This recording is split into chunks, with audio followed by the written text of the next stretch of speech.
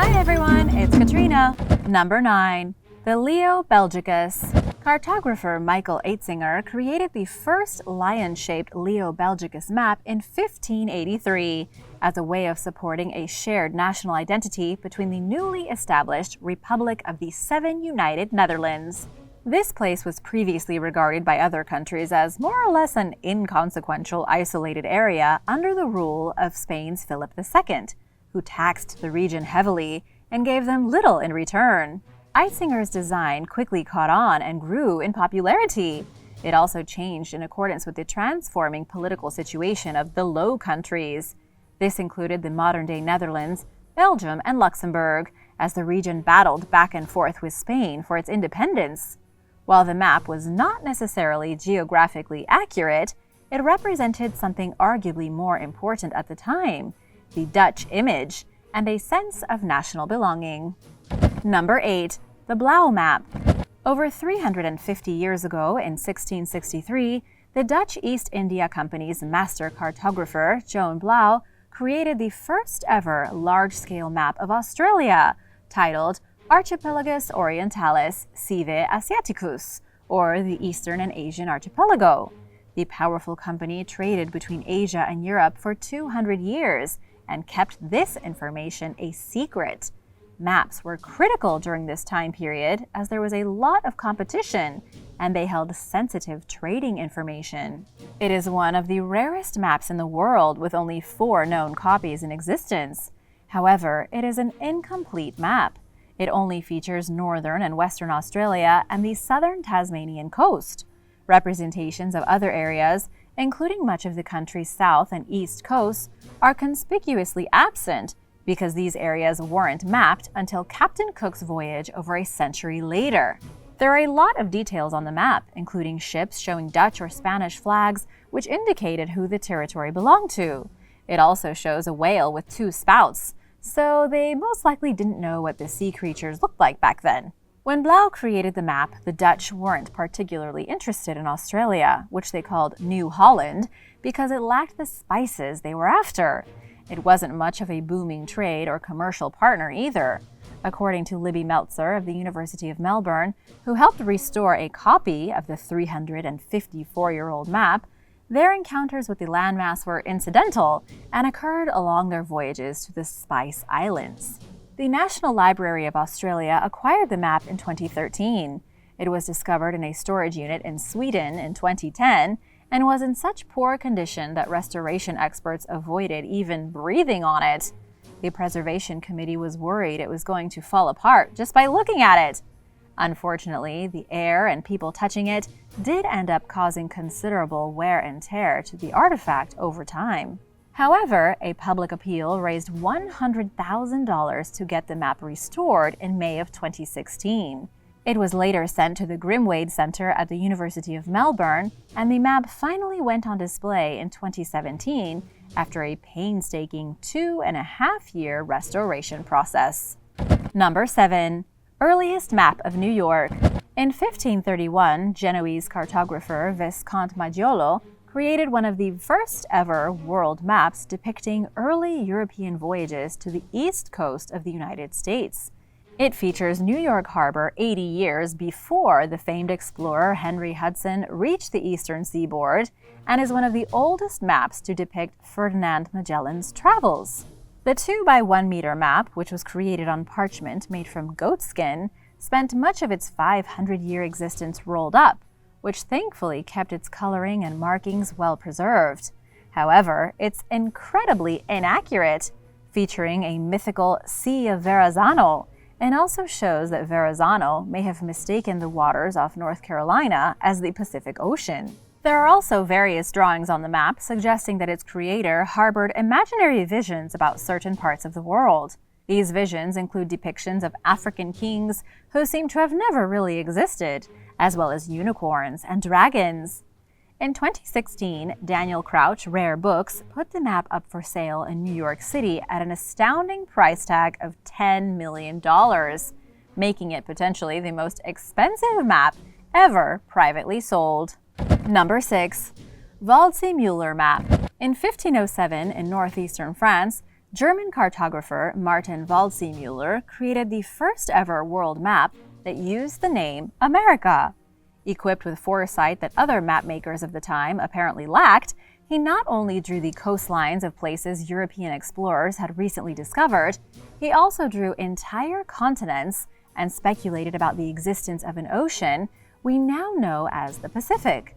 Waldseemüller labeled one of these continents America and was the first cartographer to envision North and South America as separate continents.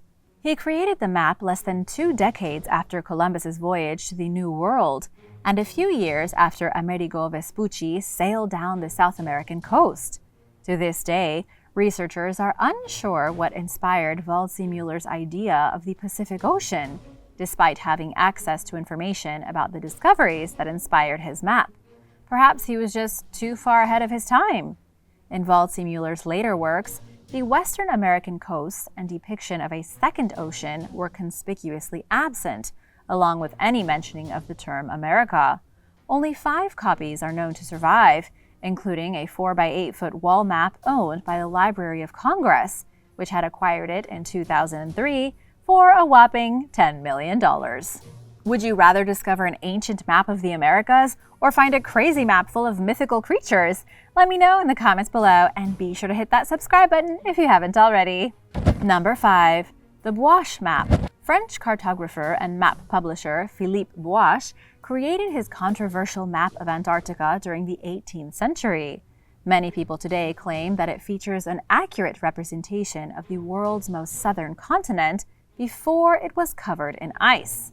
However, it was somehow created about 100 years before Antarctica was officially discovered. The map's full title is quite the mouthful.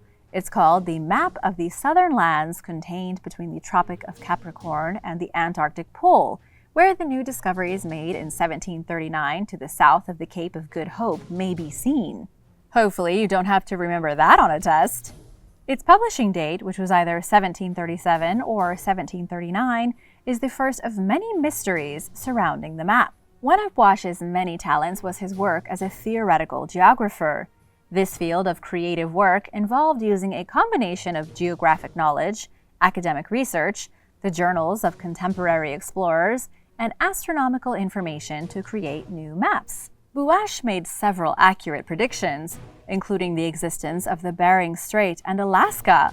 So many consider his Map of the Southern Lands to be a true-to-life depiction of Antarctica's subglacial topography.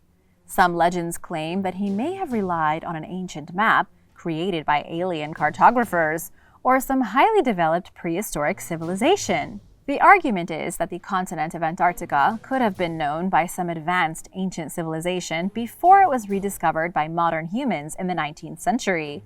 People believe that somehow he got his hands on their maps. There are also different ways to interpret his words, and he may have indicated that his map was just a hypothesis and not copied from some ancient atlas. Like anyone, Buache was not immune to error, and some of his predictions were wrong, including the existence of a central Antarctic Sea. There is also no way to gauge the accuracy of this map because even today's scientists are unsure what Antarctica looks like beneath the ice. It is also likely that another French explorer reported seeing icebergs during his journey to the south. So Buache drew them there, not knowing that Antarctica really existed. That doesn't take away from the fact that he was a pioneer and contributed greatly to the science of cartography. There were also 2 versions of this map, the first without the landmass and the second with it included. Perhaps Buache revised his theory based on what he had heard, or perhaps it is a forgery. The constant debates surrounding the map is what has kept it alive into the modern day. Number 4. Insulae Americanae. Master cartographer Joan Blaeu from the Dutch East India Company, who created the first map of Australia, also created an unusual map of North America and the Caribbean called the Insulae Americanae in Oceano Septentrionali cum terris adiacentibus. In English, this translates to the American islands in the North Ocean with the adjacent lands. It was published in the 1635 German language edition of Blau's Atlas Novus and is extremely rare due to its short lifespan. Blaeu created the Insulae Americanae based on one of his previous works called West Indiesque Passkaart, which is a sea chart of the Atlantic Ocean featuring Africa and America from the year 1630. He also referenced a rare map from 1631 by prominent Dutch cartographer Hessel Gerrits. Gerrits had previously served as the Dutch East India Company's primary hydrographer and map supplier. Blaeu took over the position when he passed away in 1632, and this newfound role gave him access to Gerrits' materials. This explains why his work was so heavily based on that of the man who previously held his position. It's unclear just how many original copies of Insulae Americanae still exist today, which makes this map an extremely rare find for collectors. Number 3. Forma Urbis Romae. The Forma Urbis Romae, also known as the Severan Marble Plan, has kept historians and archaeologists busy for hundreds of years. It's an enormous map of Rome that was created between 203 and 211 AD, and towards the start of the 5th century, it fell into disuse. Over time, it was fragmented into thousands of pieces that were inadvertently scattered throughout the city and repurposed.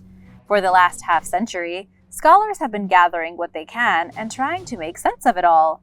It's like the biggest puzzle ever. Thousands of pieces are still missing, making the task of reassembling the map a slow, painstaking process. So far, researchers have figured out that the 60 by 43-foot map was an incredibly detailed representation of 5 square miles of ancient Rome. It hung on the wall of a building that consisted of 150 marble blocks arranged in 11 rows. During the Middle Ages, the map was dismantled and pieces of it were reused in construction projects throughout Rome. The roughly 1,200 fragments scholars have recovered only represent between 10 and 15% of the entire map. The most recently discovered piece of the Forma Urbis Romae was found in 2016 during construction on a Vatican-owned building. It contains information about the Theatre of Marcellus, as well as the Circus Flaminius, a little-known monument from the area. Researchers are hoping to better understand the layout and function of the map, and hopefully they can get their hands on more pieces of it. Number 2. The Valk Map. In 2016, someone with an eye for valuable artifacts discovered a rare 17th century map of the world that had been found stuffed into a chimney in Aberdeen, Scotland during a home renovation. It had apparently been in this hiding spot for centuries and was most likely put there to block out drafts. The National Library of Scotland cleaned and restored the dirt-encrusted map. Unfortunately, it had been destroyed by the elements, as well as insects and vermin from over the years.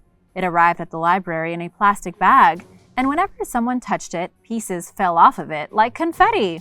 The 7 by 5 foot map would have been a prized possession in the late 1600s and would have likely been owned only by the very rich. Dutch engraver Gerald Valk, the creator of this map, was one of the best in the world. And before it was rolled up and stuffed in the chimney, the map was just one of only 3 of its kind in existence. Large portions of it were lost due to its exposure to wear and tear, but the NLS restoration team was able to preserve what was left of it. The gentleman who discovered the map had thought it was worthless and almost threw it away before he turned it into the NLS, so it's kind of a miracle that it survived. Number 1. Ceded Atlas. It's truly amazing what you can do on Reddit these days, and it turns out there are several Reddit boards dedicated to the appreciation of maps. In 2016, map enthusiast Anders Kvernberg from the National Library of Norway posted images of an unidentified map on the online platform. He posted a picture of an old Ottoman atlas that he found in the library's collection.